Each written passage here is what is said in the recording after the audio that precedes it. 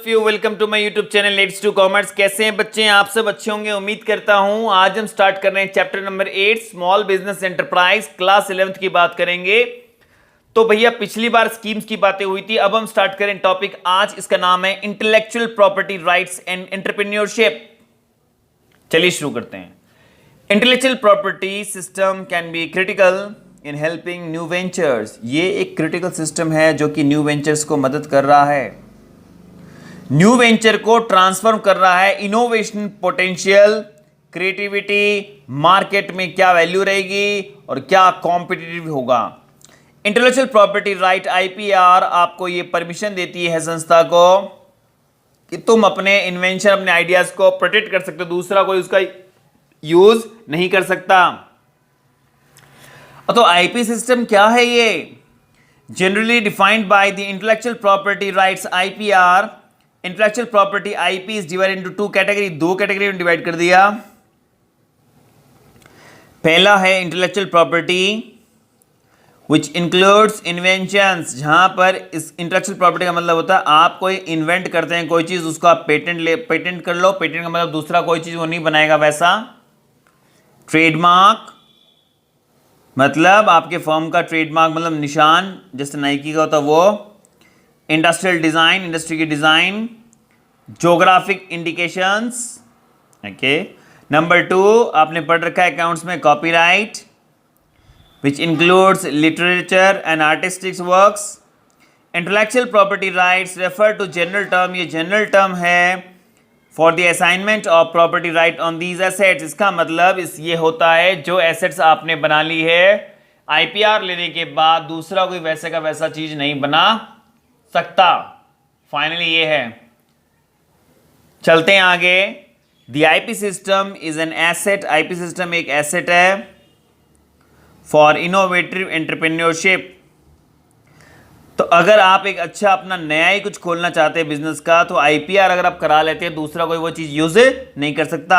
The intellectual property right IPR एक बहुत important और बेनिफिशियल इनोवेटिव एंटरप्रेन्योर तरीका है। Innovative potential get market value, उससे आपको मार्केट में वैल्यू मिलती है। स्पेशली जो कि अगर नया एंटरप्रेन्योर मार्केट में आ रहा है उसका खुद का नाम जगह मार्केट में आईपीआर से मिलता है। रिसर्च ने यह बताया 25% patent are taken by the new upcoming entrepreneur.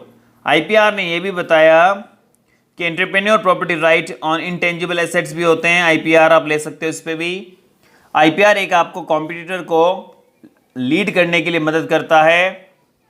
इसमें किस किस पे ले सकते हैं? कॉपीराइट्स, पेटेंट, ट्रेडमार्क, ये वो चीजें जो आप ले सकते हैं। कॉपीराइट क्या होता है? कॉपीराइट का मतलब आपका जो भी चीज़ों का मेटेरियल वो दूसरा कोई कॉपी नहीं कर सकता। जैसे कि आपको बुक्स का होता है, अगर आप ये बुक्स जो पढ़ रहे हैं ये book as it is same मैं नहीं बना सकता, बिकॉज इसमें कॉपीराइट एक्ट लग जाता है। You have to change it. So protection है आपका कि आपके पास राइट आ जाते हैं होल्डर पे कि आपकी का जो काम है वो कॉपी कोई नहीं कर सकता, उसमें मॉडिफाई हो सकता है और डिस्ट्रीब्यूट नहीं कर सकता।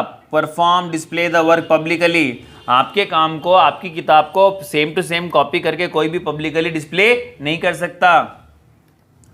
कॉपी मतलब सेम, राइट मतलब हाँ कॉपीराइट। आगे बात करते हैं पेटेंट क्या है।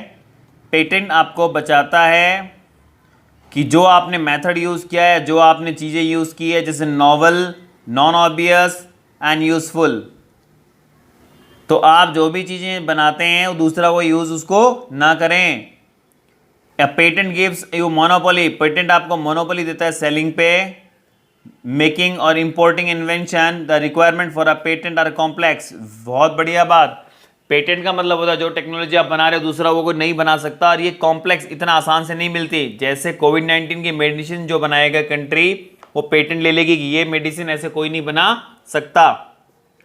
आगे बात करते हैं ट्रेडमार्क की। ट्रेडमार्क एक ब्रांड नेम है, कोई वर्ड या सिंबल यूज करते हैं आप जिसके की आपकी आइडेंटिटी होती है और आप मार्केट में से अलग दिखते हैं। जैसे कि नाइक, ये रहा सिंबल नाइक कंपनी का, उससे आप ये लीगल प्रोटेक्शन है, दूसरा कोई यूज नहीं कर सकता। नो वन कैन एल्स, ये उस नाइक कंपनी का यूज किया हुआ मार्क है जिससे उसकी पहचान है।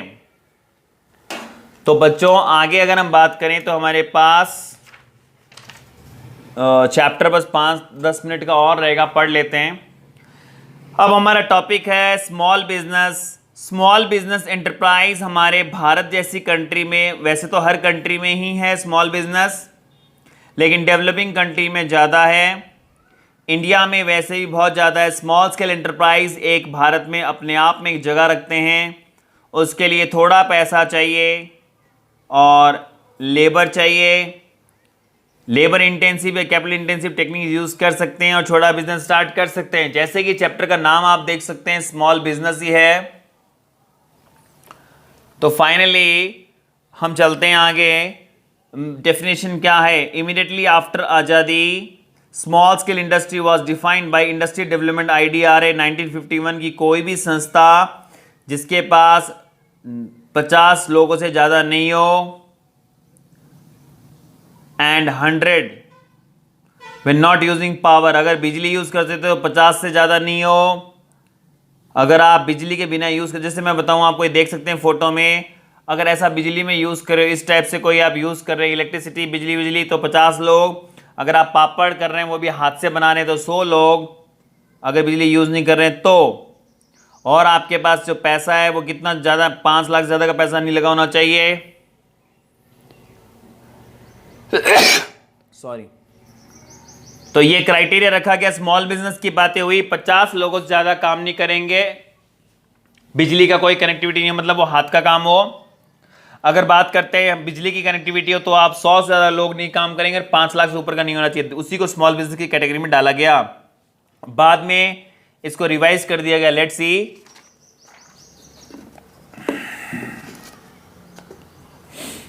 अगर हम रिवाइज की बात करें तो अब ये नया पैटर्न लेके आए हैं। MSMED एक्ट 2006 में आया।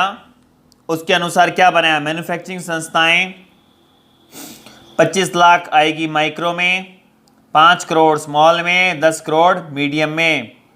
सर्विसेज की बात करें, अगर आप देखा जाए तो अगर आपको सर्विस दे रहे हैं, जैसे हॉस्पिटल है या स्कूल है, 10 lakh micro, 2 crore small, 5 crore medium. तो केस स्टडी पढ़ सकते हैं, वो बताएगा इतना रुपया लगा रहे हैं तो क्या है, वो माइक्रो है, स्मॉल है, मीडियम है, देख सकते हैं। आगे बात बोलिए, role of small business in India. India में क्या रोल है स्मॉल बिजनेस का? Let's see. इंडिया में employment, small scale industry are labour intensive. ये लेबर इंटेंसिव है। यहाँ इंडिया में क्या होता है, स्मॉल स्केल में देख दिया आपने, स्टार्टिंग में बताया 50 लेबर 100 लेबर। लेबर इंटेंसिव में लेबर होती है और उनको रोजगार मिलता है, इंसानों को या औरतों को।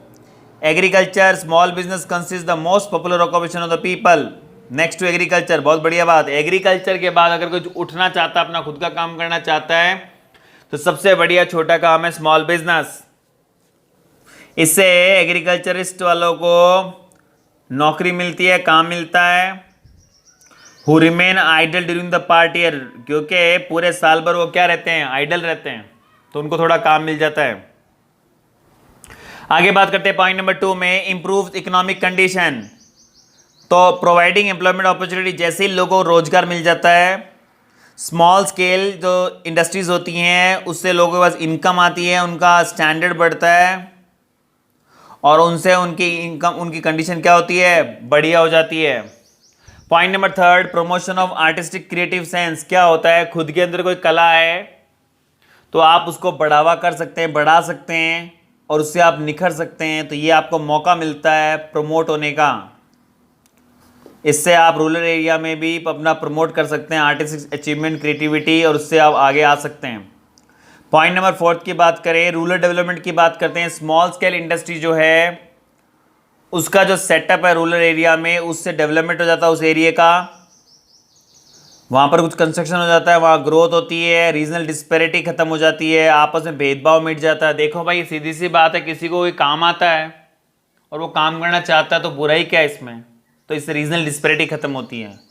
आगे हम बात करते हैं मोबिलाइजेशन लोकल रिसोर्स क्या है। स्मॉल स्केल इंडस्ट्री जो है वो ये फैसिलिटी देती है मोबिलाइजेशन एंड यूटिलाइजेशन की। आप मोबाइल मतलब मूव कर सकते हैं, यूटिलाइज कर सकते हैं लोकल रिसोर्स, और नहीं तो वो यूटिलाइज नहीं होंगे। इससे जो आसपास जो एरिया में रिसोर्स है वो एक मालिक यूज़ कर लेगा, रूरल एरिया के लोगों को रोजगार मिलेगा और वो रिसोर्स काम में आ जाएगा। अब हम आगे बात करें तो गवर्नमेंट असिस्टेंस की बात करते हैं। तो गवर्नमेंट असिस्टेंस, गवर्नमेंट क्या क्या मदद करती है, तो इसका एक छोटा सा आप वीडियो नेक्स्ट बनाएंगे। आज यहीं तक ही। Thank you very much. मेरे साथ बने रहिए लेट्स डू कॉमर्स में। तो स्टूडेंट्स अगले वीडियो में चैप्टर खत्म होता है, मेरे साथ बने रहिए लेट्स डू कॉमर्स में। कुछ प्रॉब्लम हो मुझे पिंग अप कीजिए, मेरा वीडियो अच्छा लगे स्टेटस लगाइए और दूसरों का भला कीजिए ताकि सबका भला हो। कोई चार्जेस नहीं है। Okay, bye bye.